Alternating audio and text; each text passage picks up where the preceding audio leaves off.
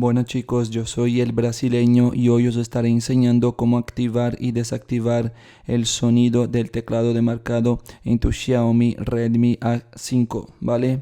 Primero de todo vamos a entrar en ajustes o configuración, bajaremos hasta sonido y vibración y venimos hasta ajustes adicionales. Aquí tenemos tonos del teclado de marcado que podríamos desactivar y activar el sonido cuando tú quieras, ¿vale?